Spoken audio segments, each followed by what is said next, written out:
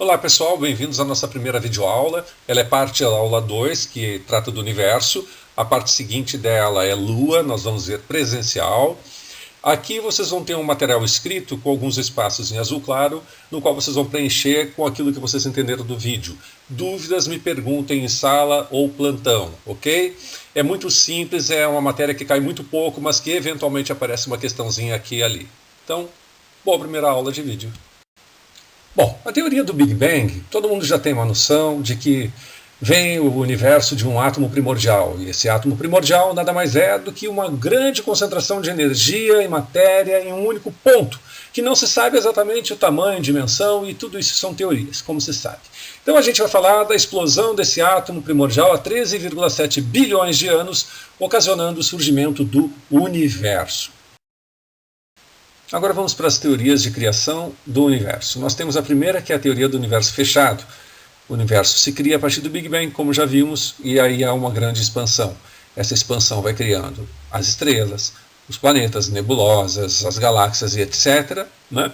E essa expansão ela ainda está muito acelerada, ou seja, o universo ainda está expandindo, né?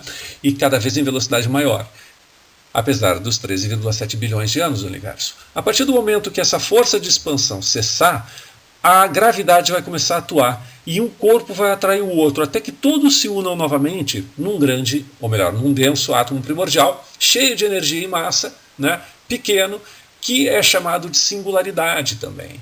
Ou seja, o buraco negro, né, ele é formado a partir da grande capacidade de atração gravitacional de um ponto no espaço, criando algo que a gente ainda não sabe explicar muito bem, mas é que é denso e é muito semelhante ao que seria a singularidade, a união de toda a massa do universo em um único átomo primordial.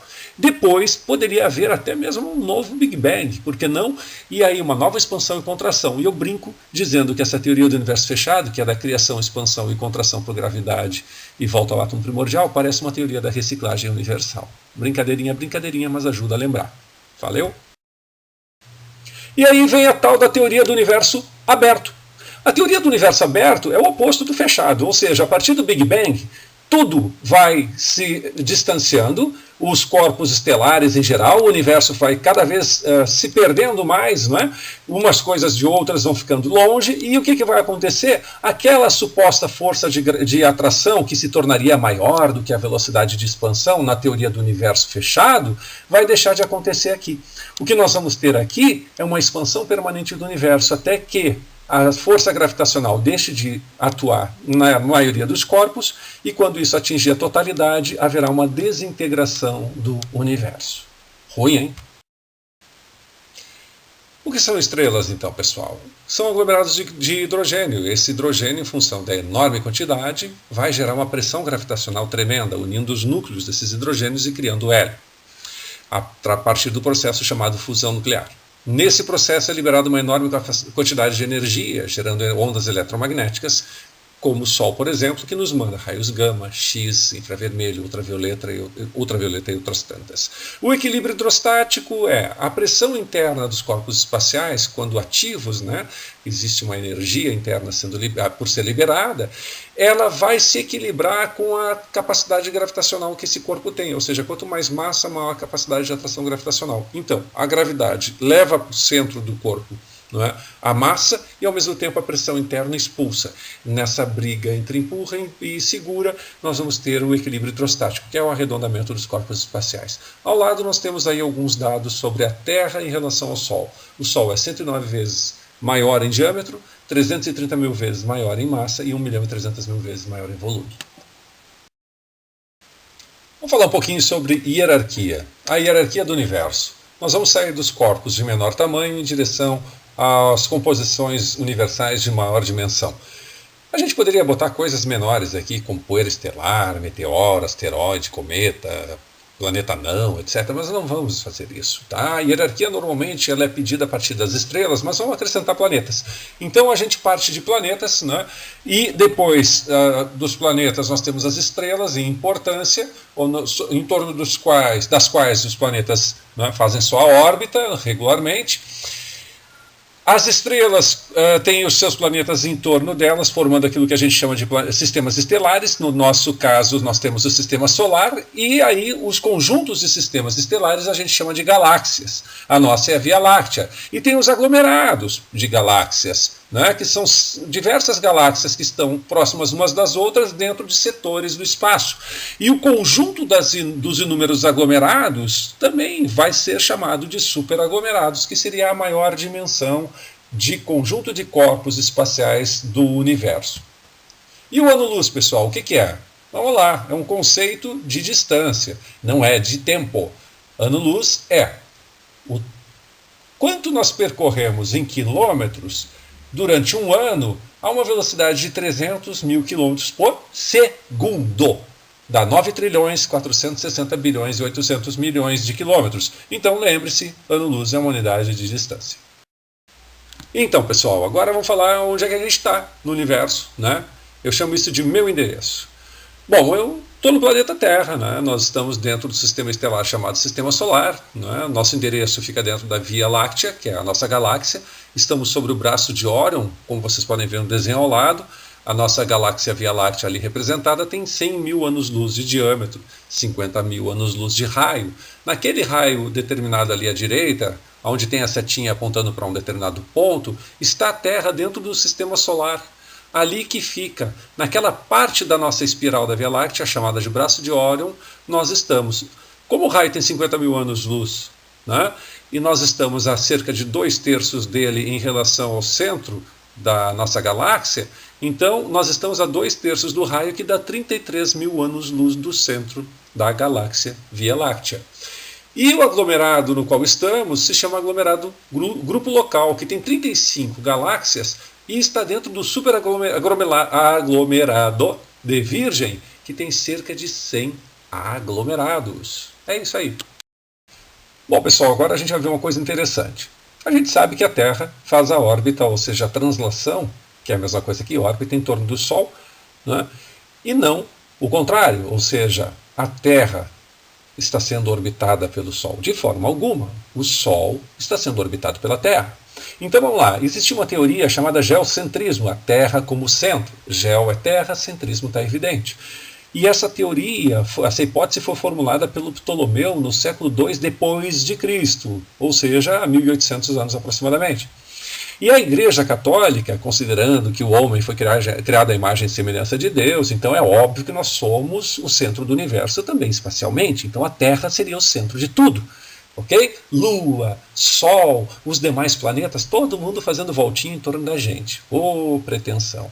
Vamos lá. 5 séculos antes, um cara chamado Aristarco de Samos tinha dito e observado, e deixou registros, assim como Ptolomeu, né, que a Terra que orbita o Sol seria Hélios, né? O heliocentrismo, o Sol como o centro. Né? E aí, gente, depois, lá pelo ano 1400, lá vai porrada, Copérnico, e mais adiante Kepler, usando os dados e investigações do Copérnico, conseguiu comprovar que realmente o heliocentrismo é a teoria correta.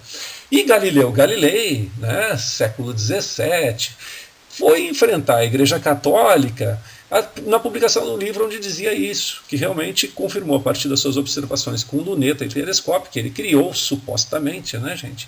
Isso tem uma controvérsia, mas não vou entrar no assunto. Então, se teria observado que realmente a Terra faz a órbita em torno do Sol. Mas ele teve que se desmentir para não morrer, né? Então, ele pediu desculpas à Igreja Católica. Depois, Isaac Newton vem com a teoria da gravitação universal, né? Dizendo que a força entre dois corpos, independente do tamanho das suas massas, né, pode atingir um equilíbrio que seria proporcional à força da gravidade, né, e o resultado da multiplicação das massas desses dois corpos dividido pela distância entre eles ao quadrado. Em resumo, esse é o espaço que seria necessário, né, considerando corpos de massas diferentes, para que um ficasse orbitando em torno do outro no espaço sem que houvesse a colisão. E aí vem aquela questão que já foi questão de prova, tipo, a força do corpo maior em relação ao corpo menor é maior? Não, a força é igual. Olhem os dois vetores ali na mesma direção em sentidos opostos, não é, gente? Então, se as forças são idênticas, elas se equilibram, né? Então, é isso. Unidade astronômica é a distância de 150 milhões de quilômetros, que é a distância que existe entre a Terra e o Sol. E é usado, né, para se medir a distância entre corpos estelares, assim como o ano-luz.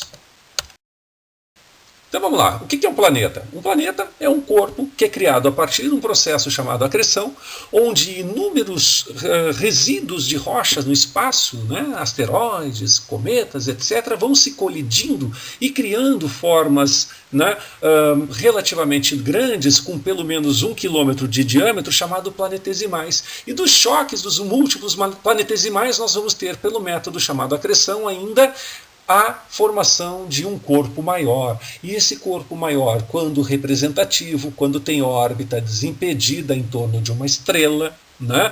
E quando ele tem o chamado equilíbrio hidrostático, ele passa a ser chamado de planeta.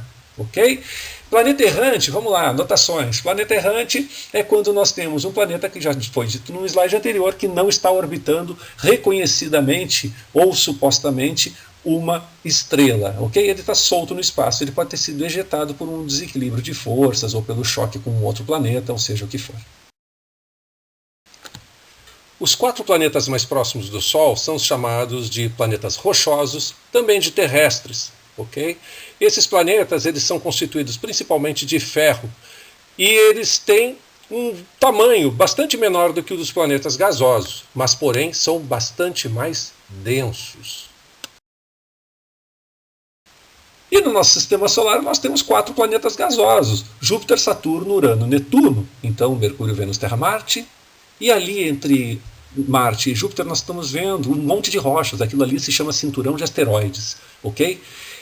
E depois desses 4 planetas gasosos temos um outro cinturão chamado cinturão de Kuiper. A gente vai ver daqui a pouco que se escreve com K-U-I-P-R, Kuiper, mas como é alemão fica Kuiper. Esses planetas gasosos eles são mais eles têm mais massa, ou seja, têm um peso geral maior, porém são menos densos, ou seja, a quantidade de peso por centímetro cúbico, né, desse planeta comparado com o rochoso é bem menor. Okay? E eles têm uma atmosfera extremamente espessa, né, e alguns deles fazendo anéis em torno de si. Okay?